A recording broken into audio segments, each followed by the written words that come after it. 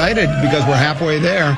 Little Big Time Rush. Deuce, who might be listening, he tends to tune in occasionally. Big Time Rush is one of his favorite television shows. He's actually seen them in concert. And I'm not talking about when he was younger. Like, he went there like a year or two ago to see Big Time Rush. That's all right. Yeah, no, I know, but I'm just saying it's kind of funny how... I wasn't ripping him for it. I was just saying... I thought you were ripping him. No, I was just bringing up the fact that he went... It's gone past his teenage, his younger years. He's actually went to see Big Time Rush. So we are indeed halfway there. And there's plenty to get to. I mean, first of all, I got a message for the Oklahoma City Thunder, in case they're listening right now. Object in your mirror may be closer than We're coming. Meanwhile, on the other side of the town, over in St. Wall, it's kind of do or die tomorrow, 4:30. You'll hear that game on this radio station. Twins will be back in action. Spend, save, invest, flaunt. Gophers this, Gophers that. Vikings. What's the kid Banks' first name? Caleb. I came up with a nickname for him. God darn it! Now I blew the bit. Dang it. Foot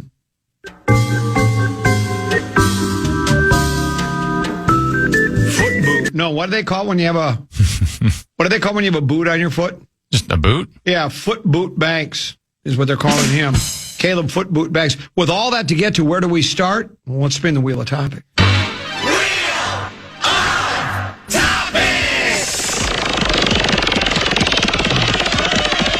Could get ugly. Commons golf game. Oh.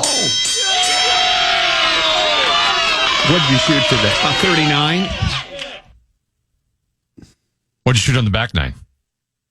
Let's just not talk about the back nine. Let's just talk about the front line. Okay. Front nine. Where'd we play? Prestwick had Wedgwood and Woodbury.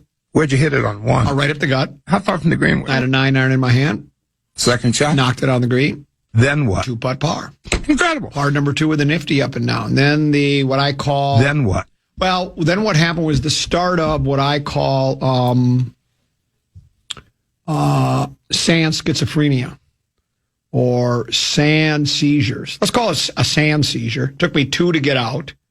Made a double. But then I parred 4, parred 5, parred 6, bogey 7, parred 8, parred 9. Nice start, Get to 10, perfect drive, right up the gut. Just split the fairway. Hit it the green side bunker left.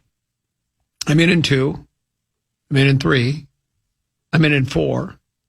I'm in 5. No! Finally out in 6, 2 putt for an 8. And then same thing happens on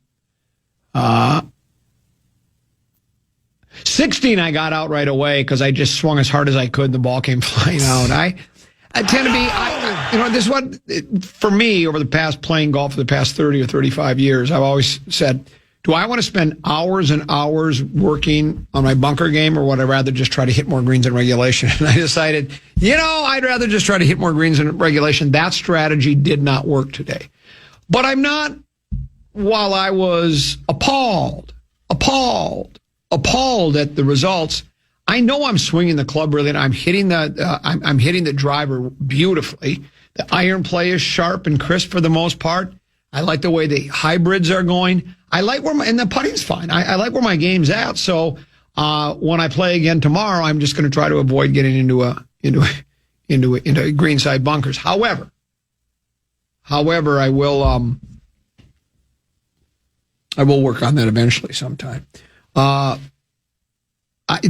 reaction round, I don't know. I want to get your reaction to it too. Maybe we'll wait till peek at the purple. We're almost there. The Vikings started the draft last night. National Football League got through their first round, and the Vikings sort of surprised. And yesterday's selection by the Vikings is a prime example and proof in the pudding. What I've said all along about mock drafts: you don't know what you don't know, and you don't know what you don't know till it hits you. There's not one mock draft. There's not anybody anywhere that follows the NFL that said, the Vikings are going to take Caleb Banks. Nobody said that. And so why do you even bother? It's an exercise in futility to even try to take a gander at at the only one that was known for sure was Mendoza. Everybody knew that was going. One after that is what we like to call a crapshoot. We'll talk about that during Peek at the Purple. We will talk Wolves, an electrifying win last night. They blew Denver out, and maybe, I guess Jade McDaniels is spot on. That's not a very good defensive team, though I still think some of it's effort, because I still believe defense is effort, and that if you're halfway athletic, which most basketball players are, get in the guy's face, I think sometimes people just don't want to do it. They just sort of like give it that half-baked effort. But we'll talk that, and of course, and then the Wild. As we mentioned, their backs are certainly against the wall as they go to Game 4 at the slot machine tomorrow. You hear the game on the radio station at 4:30 start. Then Lil B, Feminine Touch, 1 o'clock. We'll take her till 1:30. And then excited and delighted to be joined by Marnie Gellner. We just call her Marnes. And Paul Charchian. We just call him Charch. They'll join us for Program Password. That and so much more, including a keyword with Tennessee has right now, brought to you by BigDeck.com. The Fan and BigDeck.com. I'm going to give you a shot to win bonus bucks with our national cash contest. Enter the keyword coin at KFAN.com now for a shot of winning. That keyword is coin. Enter now at KFAN.com.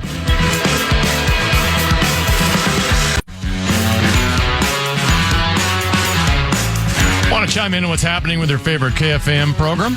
Make your voice heard on the Bradshaw and Brian text line. Let us know what you have to say by texting your message to 64686. That's 64686. Standard message and data rates apply. Time for Peek at the Purple, brought to you by our pals at Affordable Electric. I think I mentioned to you this the other day. If you've got electrical projects that you've been putting off, now would be the time. Affordable Electric is offering $50 off any electrical service of $375 or more. That includes lighting upgrades, panel issues, outlets, troubleshooting, spend, save, invest, flaunt. They handle it all. They're local, they're licensed, and they serve the entire Twin Cities area, or Quin Cities, as we like to call them now. 612-331-VOLT. 612-331-VOLT, or head to affordable-electric.com. Affordable Electric, power done right. And remember, they are, oh boy, shockingly affordable. They call them Caleb Walking Boot. That's the word I was looking for. Caleb Walking Boot Banks. With the 18th pick in the National Football League draft, the Minnesota Vikings select Florida defensive lineman. Is he considered edge? Did they say edge during the draft? Or did they just He's not an edge. He's defensive end. He's defensive tackle. Defensive tackle. They said defensive end, but he's also, the beauty of him is he can kind of play all those positions. Of course he can. Which I think is why he's great for B-Flow, because he can line up wherever. Of course he can. He can line up anywhere. He can even line up at a concession stand.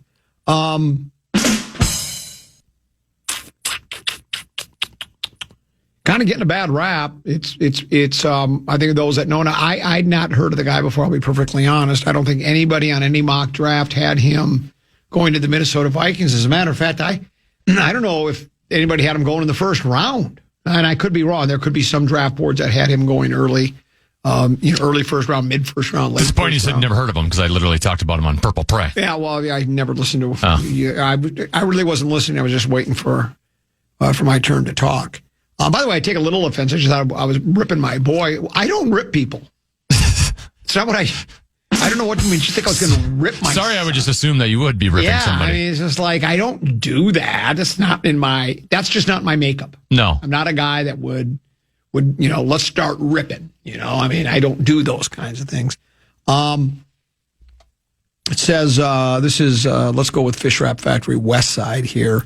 Also, I got some, The Athletic wrote extensively about him.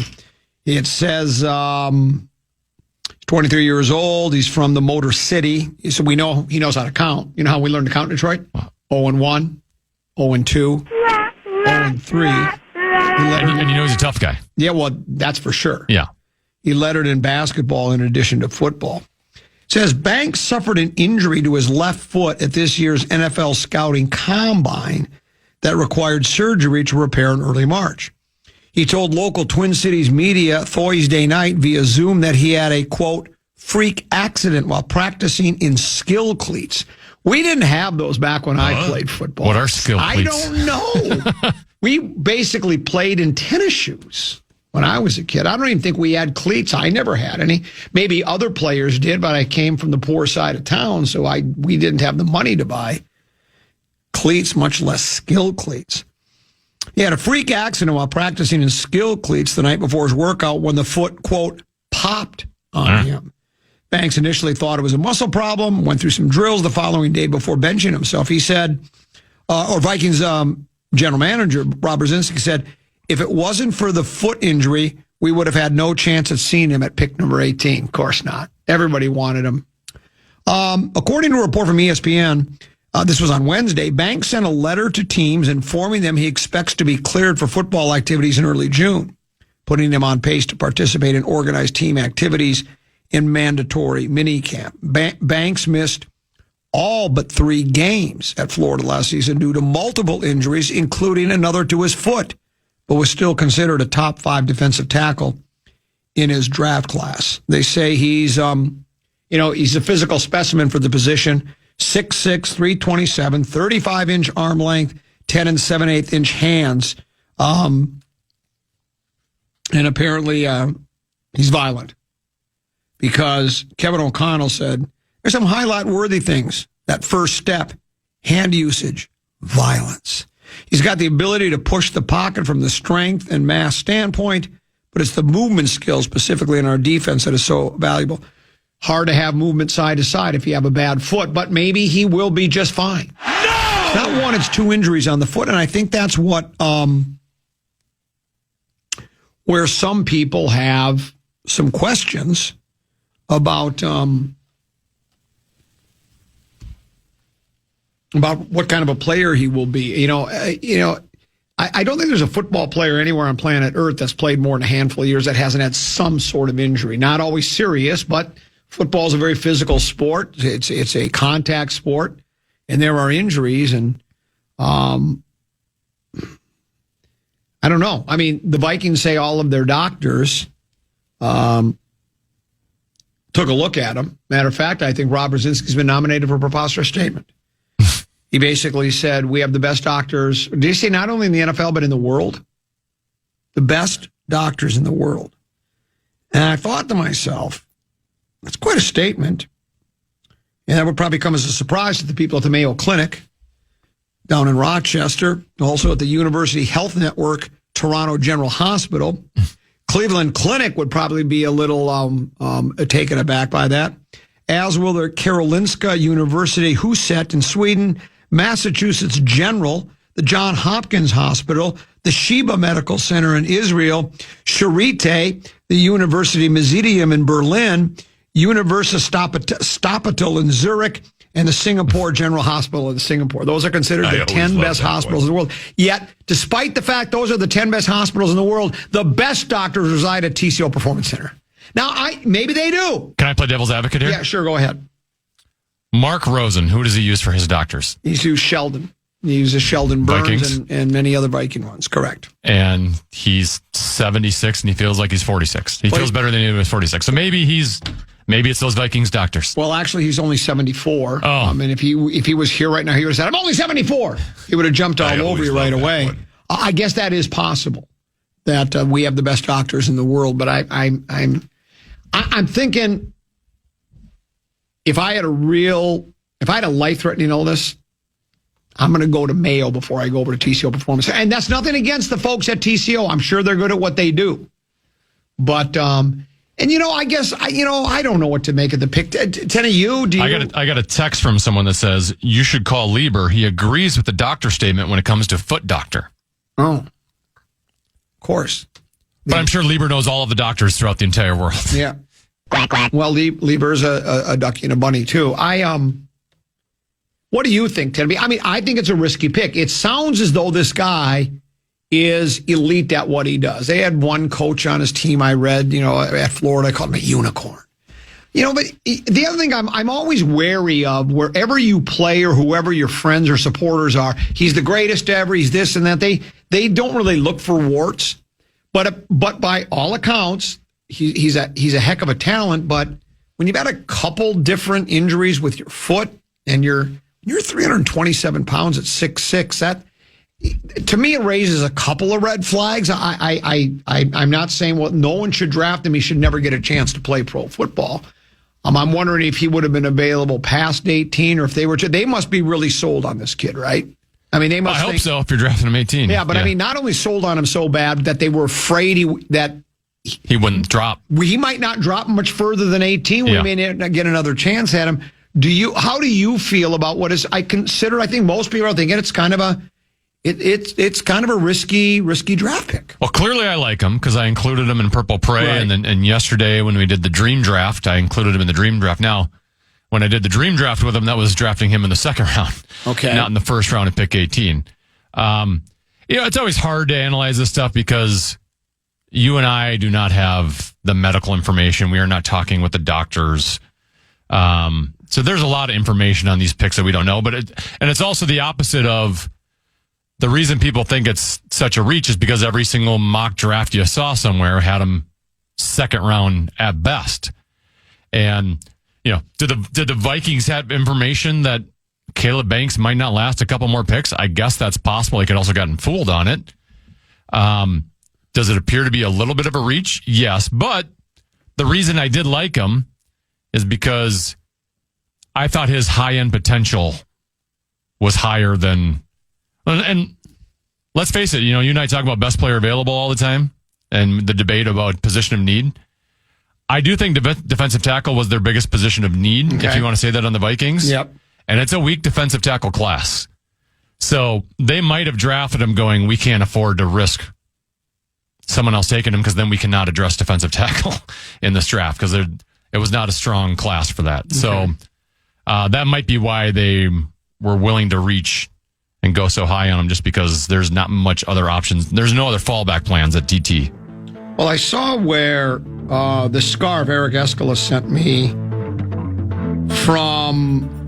This is. Hold on, I got to open it up now. I finally figured out how to open things you send me. It says,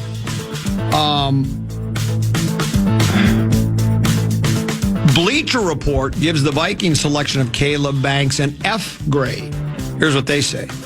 To understand how much of this reach this is based on need, Banks was graded as the 60th overall prospect on the Bleacher Report scouting department's final draft board in the 6th best interior defender when the entire positional class remained available to the Vikings.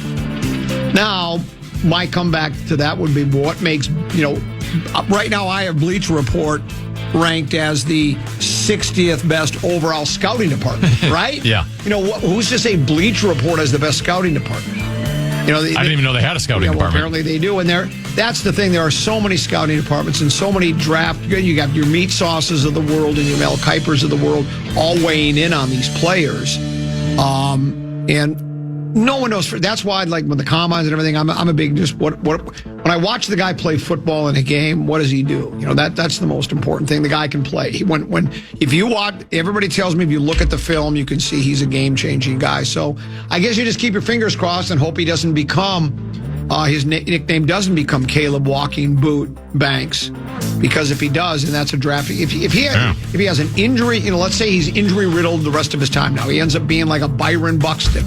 The durability, availability is the best trait, however that old saying goes. We'll see. But we have draft coverage again tonight then? Do we do the same thing? Yeah, I think Meat Sauce and Nordo might be doing a broadcast tonight. Very good. For the day two. The second best day in all sports. Yes, and then tomorrow the best day in all sports will be on Saturday. We'll take a break. By the way, Peek at the Purple brought to you by Affordable Dash Electric. AffordableDashElectric.com for all of your electrical needs. We'll take a short break, come back with more of the Common Man program with Common and Tenneby here on the Common Man program by the Fan.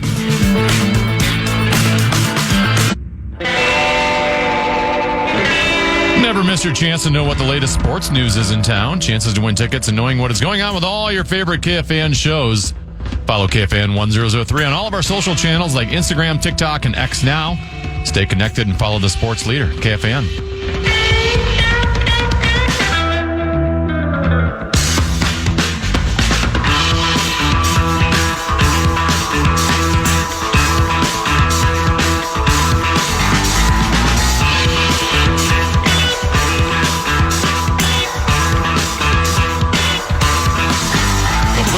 15 past. I'm Common. He is Tana B. We are here till 3. Little B, feminine touch of the program, will join us at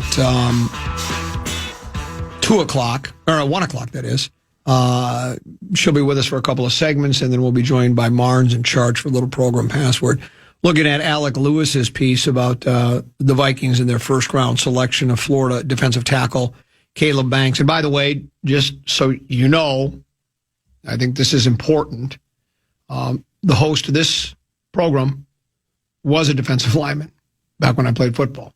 I was a fierce pass rushing, Rock of Gibraltar run stopping, tight defensive end. I was also a precise route running, sure, and pass catching tight end.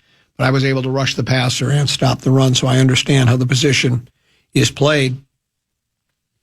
Here's what Lewis writes. Picking at number 18 in the first round of the 2026 NFL Draft, interim GM Rob Brzezinski finalized a deeply discussed plan.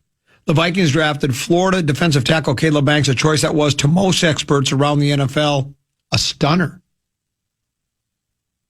One high-ranking NFC official texted before the pick was announced on the television broadcast, "Wow." Just wow. This widely held reaction was less about Banks' potential, which executives, scouts, and you of Florida staffers agreed is astronomical, than it was about the Vikings' decision to select a player projected to go much later. Dane Brugler, the Athletics draft expert, and again, anytime they do the draft expert thing, I'm leery. Anybody can claim to be a draft expert because I don't know if any of these guys are watching film or if they just talk to people and just read and just label them with all the, he's got a quick twitch, he's good with the three. I don't know how much these guys really know. I will say specifically with Dane. Yeah. He comes out with an article every year called The Beast, which he literally has a write-up on every single person, even the vast majority that aren't even going to get drafted. Very thorough write-up on all of them. Okay. So he does put in a lot of work. Right. Doesn't mean his analyzation of these players is correct. Because Mel Kiper started it, and Kiper misses all the time. So, again, I'm not saying he's not an expert. I just think, does Dane Brugler know more than the guys that actually do it for a living on NFL teams that select these players? I don't know. I just, I guess I'm just saying I always kind of take these with a grain of salt. But he had him slotted at 52 on his big board. NFL Network's Daniel Jeremiah ranked him at 51st, and the primary knock from those two analysts and many others is his health. He's 6'7", 327. The wariness was obvious because he has undergone multiple foot surgeries in recent years. Alec writes, big men like Banks rely heavily on their feet, and his feet haven't been able to hold up for an extensive period. Any interested team would have to be confident that the answer to this question is a resounding yes, especially if it planned to draft him with a premium pick. The Vikings became that team. We spent a lot of time making sure we all felt good about it, said head coach Kevin O'Connell. Both he and Brzezinski cited the medical staff's influence on their final assessments. Brzezinski said, I think we have the best doctors in the country, if not the world. We have complete confidence in them. There's no pick without risk. We feel very good about where Caleb will be when it's time to go to training camp, so we're comfortable with the injury. And then we explained what he said his issue was. It popped, it did this, it did that. Another procedure to repair a bone in his left foot further affected his draft stock, but a recent CT scan clarified the situation, and a foot and ankle specialist at the Andrews Institute deemed him on pace to be fully cleared for football activities in early June. The Vikings were aware of the CT scan, O'Connell said. They had done their due diligence before the back and forth in the third floor draft room outlining the risks, percentages, and possibilities. The Vikings organized multiple touch points with Banks. They talked to people, they talked to people, they read some things. Brzezinski said, I read this quote earlier, if it wasn't for the foot, we would have no chance of seeing him where we picked him. So we looked at it as an opportunity from the standpoint to acquire a really unique talent. And I guess tend to be, for me, I don't mind it, I guess. It's one pick of 9 in one season. The cause for concern is that the drafts haven't gone very well for the Vikings. We had that note yesterday that Lewis dug up that of players selected like in the second, third, and fourth rounds. I don't remember exactly what it was, but the Vikings of their 61 players have like 6 that were drafted then. Whereas like Seattle and Philadelphia, now this is the high end, so who knows? It just says the Vikings are near the bottom, if not the bottom. Seattle and Philadelphia have like 20 players selected in the list. So they've been very good at identifying talent, drafting that talent and finding places for them, whether it's, starting position, whether it's the depth position, whatever the case may be. So that's with the Vikings. They don't have a lot of wiggle room. So when on this draft, I think we've all kind of gone into this draft thinking they got to hit on a lot of picks here because they haven't been able to do that the past few years. I call it the maximum risk, maximum profit. It has always been a phrase that I've used a lot. This is a maximum risk for the Vikings, it sounds like to me. Yep. But there's also maximum profit if the guy is as good as they say he is, and if the trajectory they have planned for him. B-Flow is a good coach, and the guy probably fits everything B-Flow wants to do, including being violent. And he stays healthy, it'll probably end up being a terrific pick, right? So that's why giving draft grades, like I think somebody else, there have been some others that gave the Vikings a D, and then we just heard Bleacher Report gave him an F. Well, to me, it's he hasn't played yet. Give him a chance to. If he all of a sudden has a foot problem in Oda's or minicamp, well, then I'm going to start, adjusting the grade. But I think most grades right now in the draft should be Would you adjust incomplete. the grade of their doctor as well if they had a foot injury? That's what I would. And somebody had said to me, they sent me a text message that said, give me 1 second because this one says. I agree if you're talking about standard general practitioners and the types of specialized doctors that work on the neurosystems and in-depth health, but in terms of sports medicine, I don't know. He didn't say sports medicine. He just said best doctors in the country, if not the world. But then the text messenger also says maybe send the bat signal to certified athletic trainer Eric Sugarman and get his thoughts, and maybe that's what we should do because he would be able to tell us that. But it wouldn't be the Vikings if there wasn't controversy, right? And it was all, I read so AI will comment on anything. I don't even know how this popped up on my phone, but listen to this, Tennessee. This is funny. AI even weighed in on the controversial pick. I took a screenshot of it so I'd be able to find it. Now let me see if I can find it. Here it is. It says, Bleacher Report assigned an F grade to the Vikings' first-round pick of Florida DT Caleb Banks at number 18 overall in the 2026 NFL Draft, labeling it a significant reach since their scouting ranked him 60th overall and 6th among interior defenders. Banks, a 6'6 defensive lineman, brings size and athleticism suited to Brian Flores' defense, but carries notable medical risk after multiple foot fractures, including one at the combine. Then it says, Vikings fans in replies largely reject the criticism, citing Bleacher Report's history of inaccurate rankings, past draft misses like the 2012 Seahawks, and confidence in the team's scouting and scheme fit over public boards. I'm not, but see, I don't think Bleacher Report is necessarily saying it's a bad pick because he's not a good player. I think I'm assuming their grade is based on where he was drafted. And because of the injury risk. If the Vikings had taken him in the second round tonight, nobody would have complained. In fact, everyone would have been championing, hey, you got a guy with first-round potential in the second round. But because you took him at 18, and I will say, like I said, I don't have information on other teams and whether they were pursuing Caleb Banks.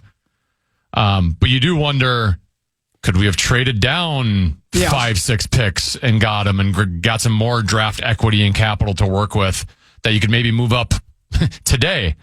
Could you have waited in the second round to get him and then address something else with that pick last night? It's hard not to think about those things. And do you think their grade also has something to do with because of the injury situation? Sure, the injuries have a lot to do with it. Most of the negatives you hear about him is the injury stuff. Right, correct. Most aren't denying that he does have a high-end potential. Right. And so that's where the Vikings have decided it's worth the risk. And it goes back to that phrase I like to use, maximum risk, maximum profit. That's basically when you're talking about your money, right? Take the maximum. Like if you're playing cards, if you're all in, you're going to make a lot more money if you only bet 10 cents, right? If you win. So The Vikings have decided they're going to go with that. And I guess I don't have a problem with it unless, like I say, we'll be able to second guess if he ends up where it is a lingering injury that gives him problems all the time. Like, we talked about Buxton. We talked about Royce Lewis. These are guys that were high-end players that were highly regarded. Buxton, I think, when he was drafted, was he the second ranked player overall? And I think Royce Lewis for a while was the number one ranked prospect in all of baseball. So guys ranked that highly, but both, you would say, Buxton's playing really well this year and had a good season last year when he played more games than he's played in a long, long time.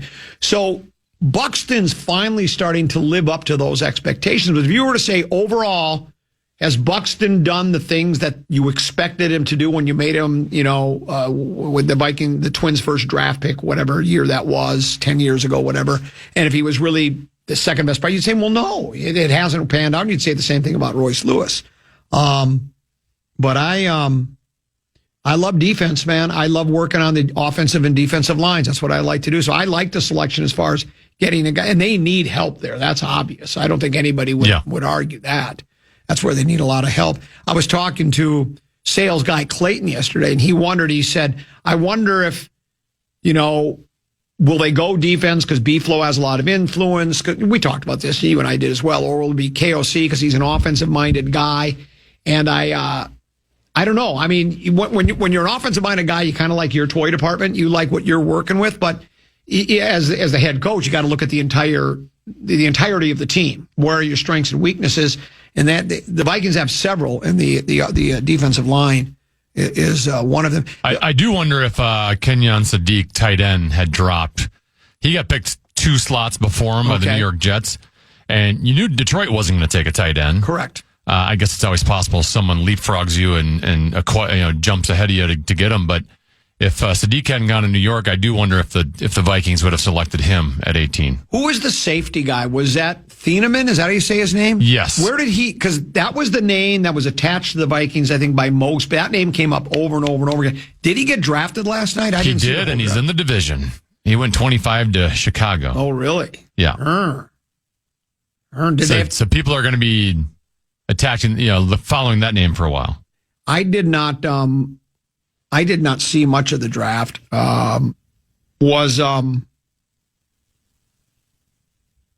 Any other surprises? No, Detroit took the Vikings pulled off the biggest surprise of the night. The other surprise would be the Rams taking a quarterback at 13, right. Ty Simpson out of Alabama. This was thought to be, Ty was always thought to be the second quarterback, and maybe he sneaks into the bottom of the first round.